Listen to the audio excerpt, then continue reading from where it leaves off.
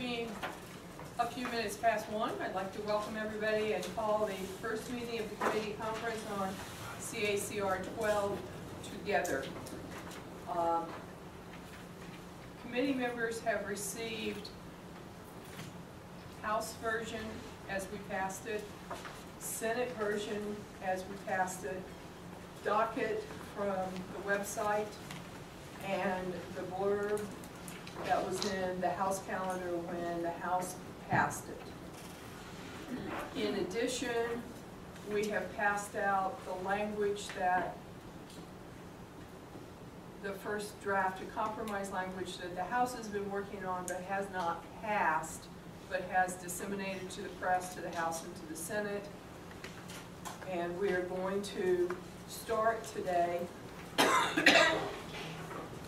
My goal was to see if we had some kind of common goals that we're working towards as a committee. And the House has actually met a couple of times on the goals, trying to look away from exact language, because it's very easy, no matter what words you use, to get bogged down into that particular word and what it means. So we had kind of come up with 4 goals. Each of us had developed one. We met together yesterday afternoon to see if we were in agreement with what we thought was where we were trying to go. And I think we have reached that agreement. I guess what I'll do, if the Senate does not mind, I'll just share that with you guys and then wait for your input or whatever you'd like to do. Representative Balboni, would you like to kick that off for us? Do you have a goal that you would like to share? Well, I'm not sure first, but... You want to go second? Well, I'm very interested in some of the successes that we've been able to accomplish in education in the state are, for instance, our charter schools. In comparison to the rest of the country, we're a little late in initiating that effort, but I think in looking around the state and seeing the success of the majority of our charter schools, how they meet specific needs for some of our students is a great plus. So I would like to see whatever comes out of this, that we would continue to encourage alternatives such as that, with keeping in mind that we're here and public education is really here for the best interest of our children and to educate them. So with that as a goal, I'd like to see that. Would you toss in homeschooling as a viable alternative? Sure. That's another area of success for the state. Okay, thank you.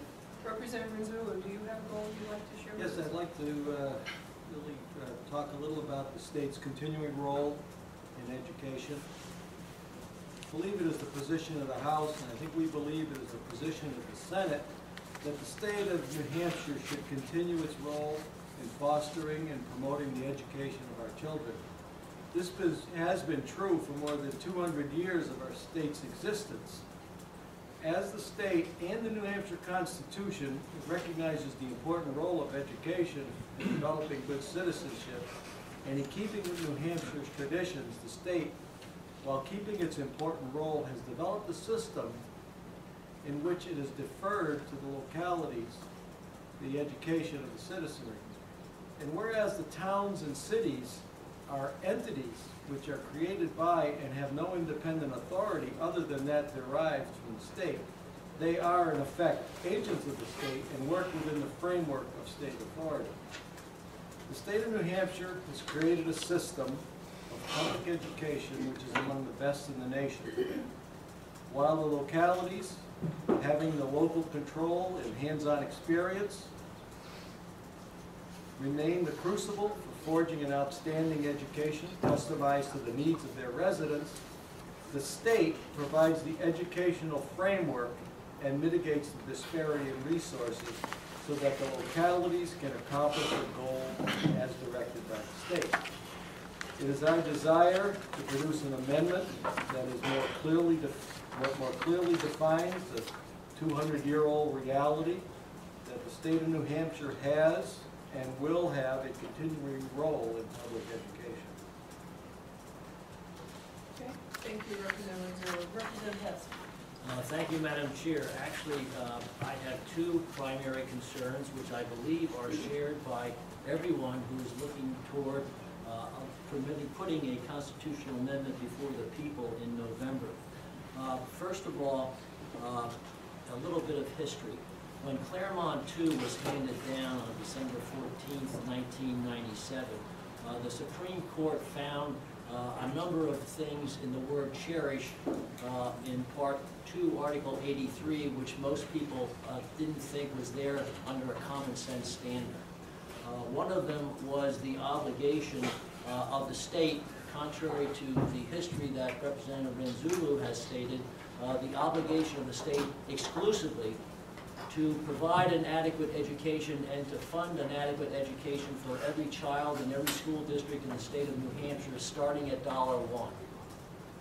The second aspect of Claremont II, which has been, again, like the first, has been repeated in the last 11 Claremont decisions after II, was the fact that, let me back up a little bit. And in so doing, that the court found that education was a fundamental right, and as a result was subject to strict scrutiny.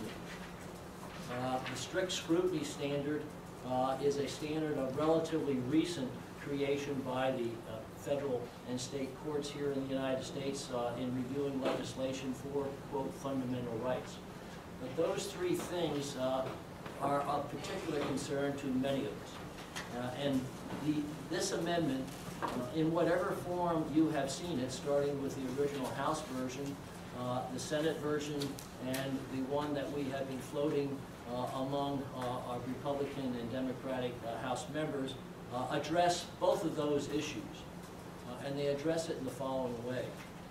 Number one, we state that the standard of review for education and education funding is not strict scrutiny, but the reasonableness standard. The standard that is uniformly and universally used to review almost all legislative enactments. I have available here, for those of you who are interested, copies of the current Part 2, Article 5 of the New Hampshire Constitution, which incidentally basically remains unchanged since 1984, and the language of the third version, if you will, of this draft amendment to show the similarities of language. There has been some discussion about some of the, what I'll call, more flowery language in the most recent House floated version, including wholesome and reasonable, for one thing. Full power and authority makes some people concerned, as another phrase. And the final phrase that is frequently used, as it may judge for the benefit and welfare of the state. Well, that language, I am told by the drafters, and I had nothing to do with drafting this language, so I can brag about it.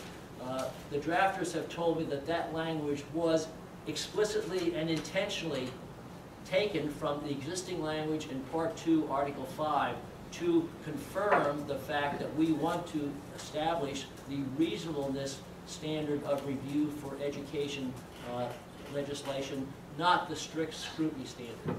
And that language has the benefit of precedent over 200 years of the court saying, yeah, that's what it means.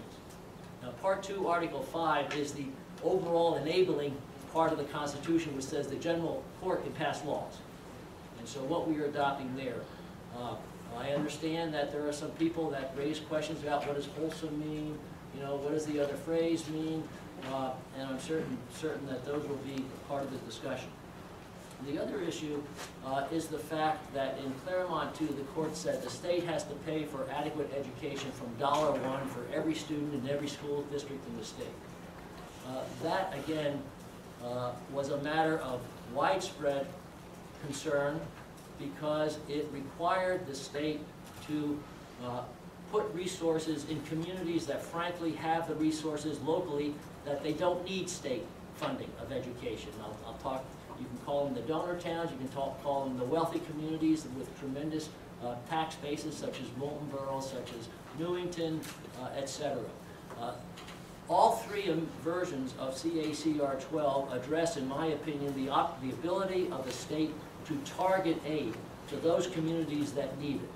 And the targeting of aid is really a restatement in a slightly different way of what Representative Renzullo had mentioned, that a recognition of this ongoing partnership of more than 200 years between the states and our local subdivisions to provide an appropriate education for our students. So the two things that really concern me, Madam Chair, are the standard of review, which I think we have to return to a rational basis, and number two, the opportunity to send the money where it's really needed rather than to spread it out evenly across the state. Thank you, Representative Patsy. So my friends in the Senate, we have 4 goals in a nutshell. I'm not as wordy as my colleagues, but we would like a rational basis of looking at how we're going to pay for our system of education, and we do recognize the system of education. We would like to target aid in some way. We obviously want to keep viable options for education, such as charter school and homeschooling, alive and well in our state. And we also want to keep the 200-year tradition of state and local partnership. And those are the kinds of goals we were looking at. And I would love to hear from the 3 of you what you were thinking before we get down into specific language. So Senator Bradley, I turn it over to you too.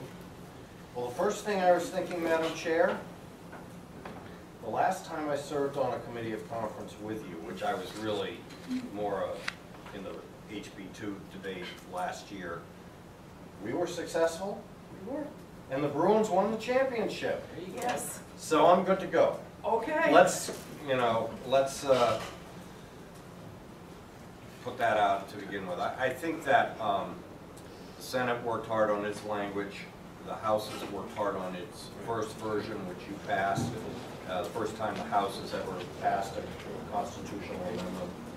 That goes back to when I was a House member and sat across the aisle from Representative Hess. So is this the 200-year partnership? There's a long history here. Dave has no hair to show for it, and I have just gray hair. So let me go through your goals first and foremost, and sort of link it back to both your language and our language. Clearly, what Representative Balboni said about charter schools and homeschools, I think all of us, all 7 of us, share the priority that we do no harm to begin with, and quite frankly enhance opportunities for those students for whom the traditional public school education, they don't just fit in a box. And I think that the Senate and the House share that. Now, obviously the language of any of the versions doesn't specifically target charter schools or homeschooling, so we just have to make sure, and I think we would all agree with that we certainly leave those options open and viable. The point made by Representative Renzullo, I think, sort of sums up the fact that New Hampshire is not a home rule state, and that there has been this shared responsibility between the state and local communities. The Senate language and the House, the proposed House language are actually quite similar. Our language says the legislature shall have the full power and authority and the responsibility to define reasonable standards. We've been doing that a long, long time, I think going back to the 1960s were the first state standards. And accountability, obviously, accountability came in post-Claremont, but really accountability stems from the standards. Your language is similar to that. It's written slightly differently, but I think that absolutely the goal is the same, and we've, I think, both identified, as with Representative Balboni's goal, another worthy goal. Clearly, what Representative Hess talked about, the difference between the rational basis and strict scrutiny, is vitally important. When there's strict scrutiny, there's a presumption that anything the legislature does is unconstitutional.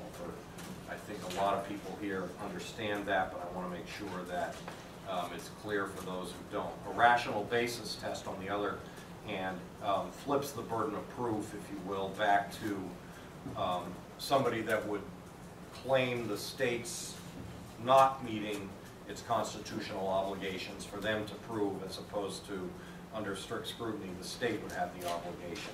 That's how virtually all laws are judged in New Hampshire by the Supreme Court. So clearly, our language, with use of the word reasonable in different places, establishes the reasonableness standard. In other words, where a litigant has the responsibility to show that the state is not meeting its obligations. And clearly, in both versions of the language, the legislature having the full power and authority to determine the amount and the way of distributing it.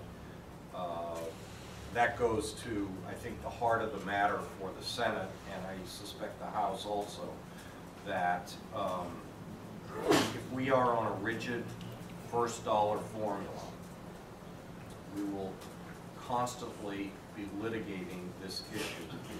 And the New Hampshire advantage, I think that we all, on a bipartisan basis, agree on, and Senator D'Alessandro voting for CACR 13 last week is indicative of the fact that there is bipartisan support for, at least some version of the New Hampshire advantage, and that's important for the state. It's important for jobs, it's important for the quality of life, it's important for restraining growth in government spending, but at a time that we're in a recession, it's really important for jobs. And so when you look at a rational formula, make sure that a town like Berlin, which I think we all know has significant challenges, and yet under the formula that was in effect before Senate Bill 83 passed last year, would have lost money, and any number of towns that are, I think everybody would perceive as higher income towns, was reaping large, substantial infusions of state dollars.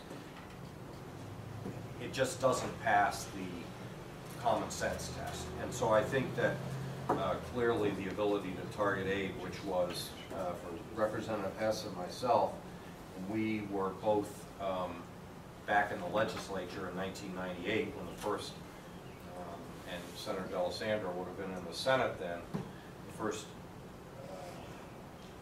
initiative was proposed by then Governor Shaheen, the ABC program. We might not be discussing that today, and it would have probably resolved many of the problems. So I think our goals are the same, and the trick, as it always is writing the 78 or maybe 87 words. And I think the thing for the Senate that's going to be important is we need to, if we're going to have a chance that we've not had in 14 years, to finally put it before the voters. And that's the bottom line here. The voters finally have an opportunity to weigh in on how they view the future of the state, because, as I think we discussed, this is in so many different ways about the future of the state. We have to have an amendment that both the Senate and the House agree to, but also the third leg of the stool, something that Governor Lynch can support. So, as I've indicated, I had a conversation with Norma over the weekend. I think it's, everybody's working really hard to try to get this done. We're very close, I think, and I think we have an obligation to finish the job. So I'm looking forward to, instead of that Bruins championship this year, getting it done with my good friend from Hudson. The Sox So are up to 500. Yeah, they're at 500. We need to do 2/3. Yeah, Senator Stiles, they have a 200-year history. I guess we have a 100-year history because you were in the House when I first came to the House. Do you have comments? I do, and I would like you to know that I too support educational options for students to reach their greatest potential, all students to reach their greatest potential. I think the reason that we're trying to put forward the constitutional amendment, which I have been working on since I arrived here in 2006, is to allow the state to focus its money on those communities, to have the opportunity to bring all students to not only adequacy, but an excellent education. And it is a partnership between the state and the local districts. And I think that we need that. I think that is the primary goal, is to give the state the opportunity to direct its money to support those communities. I also believe that the legislature should define the standards and provide the accountability for education as well, or to at least approve them coming out of the State Board of Education. The most important thing next to the opportunity to direct our money, to me, is to have clear language so that the public can understand exactly what it is that they're voting on. Not to put in language that is defined by different people in different manners, but to have it very clear so that the public will know exactly what it means. That's important to me. Thank you. Senator Del Alessandro, you are the third refugee from HB2 committee conference that's at a meeting here. Well, it's very hard to top the eloquence of the speakers. We know you can do it. We have great faith in But you. I'll give you my best shot. I think everything that has been said, bears really deep discussion. We're here to do one thing, and that's to preserve the educational opportunity for every student in the state of New Hampshire. And we're here to prevent, as Dave points out, Representative Hess, economic segregation. We don't want that to enter into the play. We understand the state has a responsibility. We want to live up to that responsibility. The state has defined an adequate education. We did that by any amount. Now the question is, how do we pay for it? And how do we target money to those who truly need the money? And there has to be a methodology to do that. I think the amendment has to be simplistic enough so that people clearly understand it. If we get into a rhetorical situation that goes beyond, then you lose the focus. And the focus is we need 2/3 of the people in the state of New Hampshire to support something that we bring forward. And people have to recognize, in terms of voting for this, that they're doing something that's going to benefit the children of the state of New Hampshire. I think that is fundamental. It's our fundamental goal, to benefit the children who are seeking education in the state of New Hampshire. All of my children went through the public school system in the city of Manchester, K through 12. 2 of my children went through the public post-secondary environment in New Hampshire and got good educations. I want to make sure that every student has that opportunity. In terms of the targeting of aid, I think Senator Bradley's comments about Berlin are quite clear. That's a situation that's in need of dollars, and we've got to respond to that. We've got to respond to that as a state. But our basic responsibility is to prepare a document that the people of the state of New Hampshire can clearly understand and can clearly support, and in that support carry on a tradition of excellence in education and doing the right thing for the populace. I mean, that's our goal. I think it's the goal of everybody sitting around this table. We've tried this on a number of occasions without a great deal of success. I've been around this legislature since 1972. That's a long time to be here. We've labored with education policy since that time.